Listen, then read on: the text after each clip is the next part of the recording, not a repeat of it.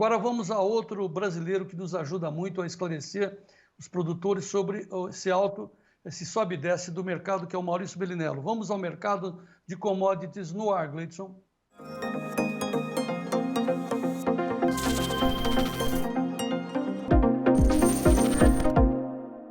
Maurício, muito boa tarde. Fala, João, boa tarde a todos. Obrigado pela presença. Maurício, ontem nós tivemos a divulgação daquela intenção de plantio da safra americana e já mexeu no mercado, mas o Vlamir até já esclareceu, dizendo que veio até abaixo da expectativa, né? Mas eles vão produzir mais soja, menos milho, menos trigo. Antes de você fazer essas suas considerações, vamos ver como é que está o mercado agora. Vamos voltar aos preços em tempo real nas bolsas de Chicago e Nova York. Olha aí, o março, 11,69, perdeu os 11,70, que seria o fundo do poço, segundo o Vlamir, mas está em alta de 0,68, o milho está caindo 4,16, trigo também no vermelho 5,62, café permanece em alta 190, açúcar 2,28% de alta 23,34, algodão levemente no vermelho a 94,61, algodão está um bom preço, o petróleo em alta novamente, alta, também quero ouvir você sobre o petróleo, Maurício, petróleo, a 78,48 dólares o barril, ouro também levemente em alta, 2,21 a onça Troy. Deixa eu ver o câmbio nesse instante, como é que está? 4,96, levemente em queda. Maurício, qual é a sua análise do mercado agora e a sua conclusão a respeito desse outlook dos americanos? Bom, o mercado de forma geral, João, nas agrícolas principalmente, né, segue meio parado, poucos negócios, volumes estão bons, mas sem grandes alterações de preços, né? Até terça-feira, lembrando que segunda-feira é feriado nos Estados Unidos, aniversário de George Washington, então não tem pregão.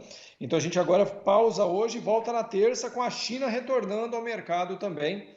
Então, a partir dali que a gente pode prever ou esperar alguma movimentação mais intensa. É importante lembrar que os chineses não dormem, né? Ou seja, frente a bons preços, eles continuam se movimentando, mas ninguém espera, assim como não aconteceu, nenhuma grande mudança. Ontem, com a saída do Outlook, que nada mais é do que a projeção de área plantada nos Estados Unidos, conforme, de novo, né, eu não sou do mercado físico, e por isso eu gosto de ouvir o Vlamir, porque eu gosto de ouvir gente que tem experiência, 40 anos é tudo menos pouca experiência, né, já previa essa questão da queda na área plantada do milho e aumento da área plantada na soja, porque tem um detalhe, né, nos Estados Unidos, João, a área plantada não muda, ou seja, eles não têm novas áreas, né, enquanto o Brasil não para de aumentar a área plantada, porque tem muita área ainda a ser aberta, outras trocada de pecuária para outras coisas, nos Estados Unidos a conta é matemática, ou seja, se a minha projeção é de melhor lucro em tal cultura frente a outra, que é o caso da soja frente ao milho atualmente,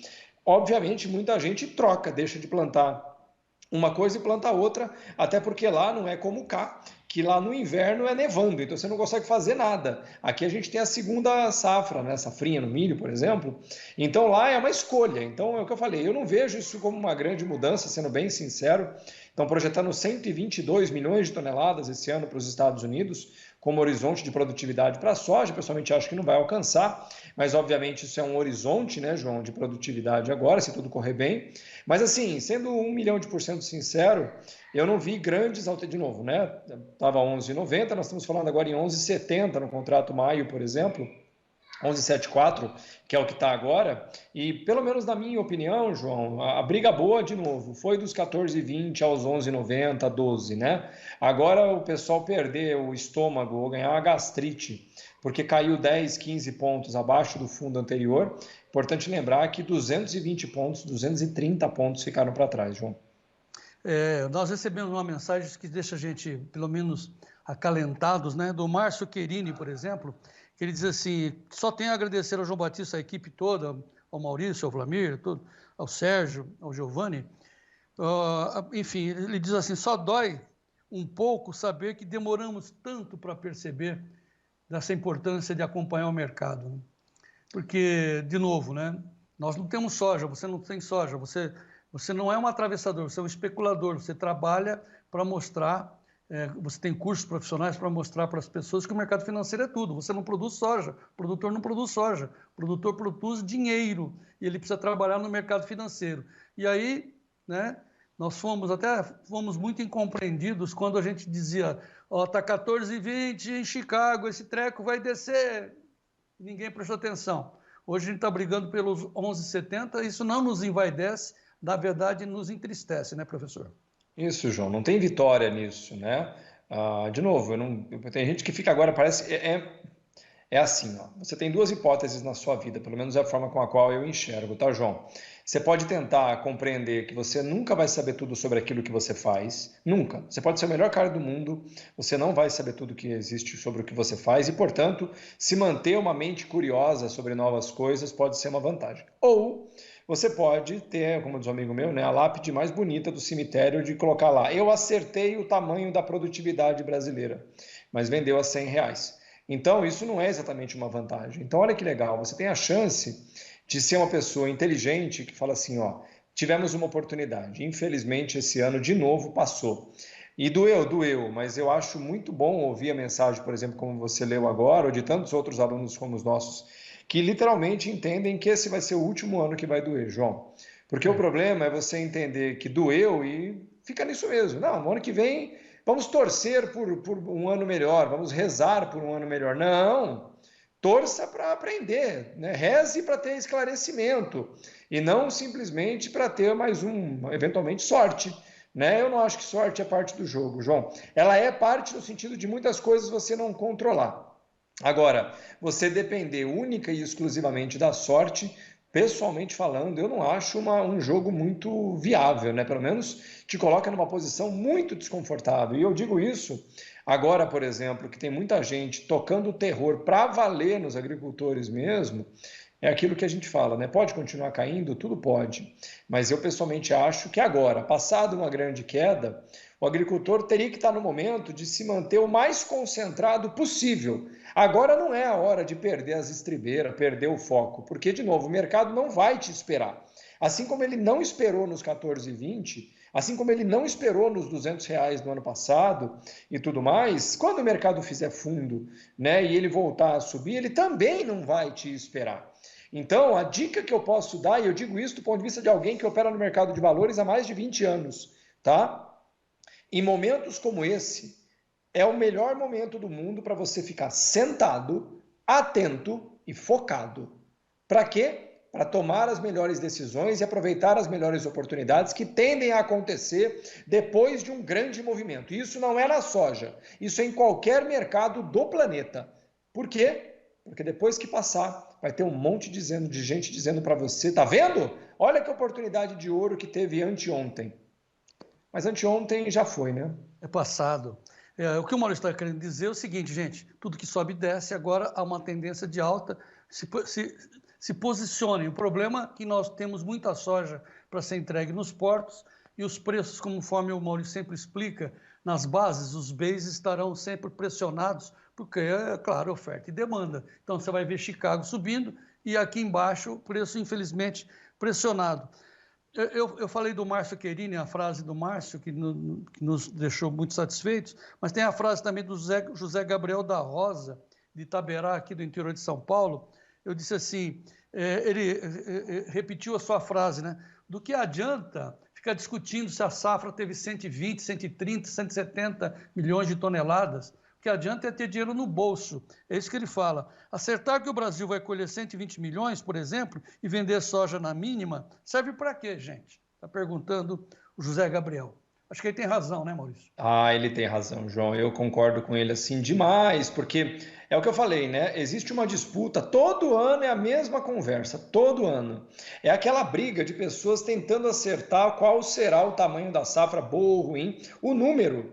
E olha que legal, é como se você estivesse assistindo uma corrida de cavalos, só que você está assistindo a corrida de cavalos de costas para o páreo. Ou seja, está acontecendo ali o negócio e você está descrevendo pelo reflexo, pelo espelho, ou seja, está sempre olhando para trás, como se isso fosse alguma vantagem.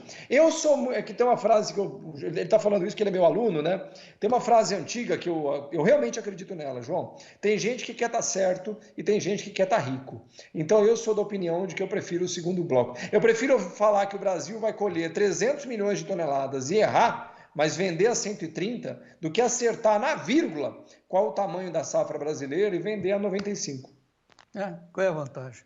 Bom, importante para nós que a gente está avançando, muita gente está compreendendo onde a gente quer chegar, e nós temos o esforço dos nossos amigos, como é o caso do Maurício Bellinello. Estamos com um curso em andamento, não cabe mais ninguém, agora o curso já está andando. Vamos ter a terceira aula terça-feira. Estamos avisando aí aos privilegiados alunos da 15ª turma que agora nós temos que olhar agora para aprender a falar de calls, ou seja, participar da alta. E só para encerrar a sua participação de hoje, como é que você está vendo o dólar? Você continua achando que o dólar vai ficar pressionado, professor?